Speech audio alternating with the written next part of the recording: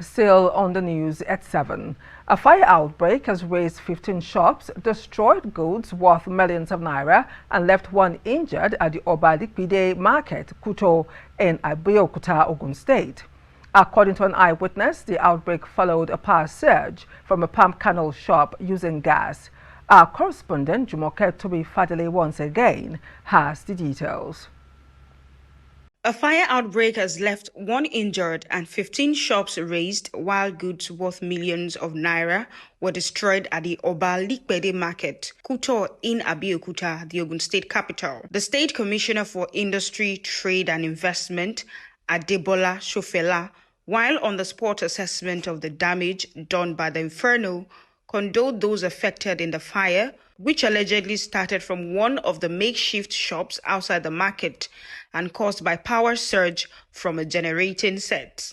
It says effort is being made by the state government to come to the aid of those affected, while steps are being taken to ensure the affected areas are given the necessary attention without delay. Well, I won't be able to speak to that immediately.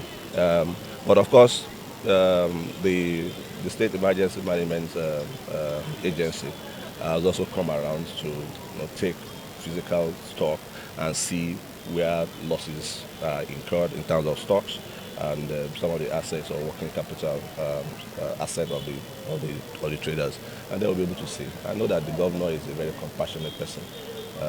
He feels the pains of the citizens, and he will want to do something to ameliorate some of those losses. Well, it's too early for me to want to speculate. A fire could have been, caused by anything, from electrical spark to negligence to mistake to on disconnected appliances.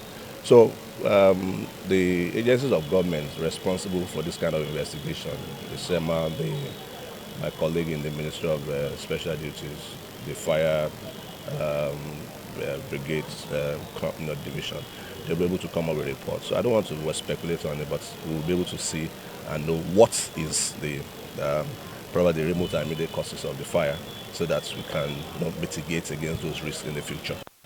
Occurred between the hours of 22 and 23:30 hours of Saturday, the 13th of July, 2024. Happily, the first respondents and the responders acted swiftly, came to the fire incident site market, and were able to take charge and put everything under control. That signifies and signposts the kind of response that you get from our government, very responsive to issues of accidents and where lives and properties are threatened. Just like we alluded to it, when the thunderstorm occurred, or the rainstorm, we acted swiftly to make sure that repairs are made and remediation swiftly made so that traders could go back to doing their business. In this instance, I've looked at the extent of the damage. Apart from the built-up areas that are built up in addition to the physical structure of the market itself, the extent of damage with due respect and sense of responsibility is not as great in terms of physical impact. A shop, a store downstairs was affected, and then I think about 4 stores upstairs were affected with some damage to about a few of the roofing sheets.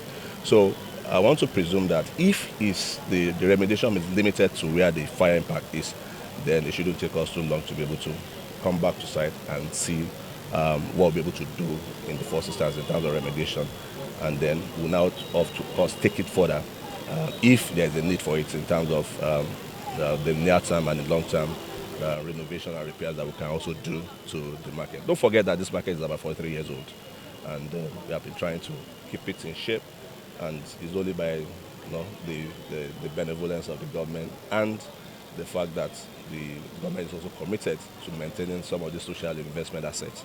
That's why they're still standing as it is. So when I reached this place, what happened? What is the problem? I was told, I'm not there, that there's a generator here when the lights spark yesterday. There's generator, there's a gas, cooking gas here. That is what exploded to the upstairs yesterday. So that is what happened. They have looted so many places yesterday.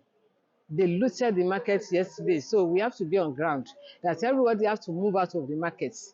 So the police, they slept upstairs there.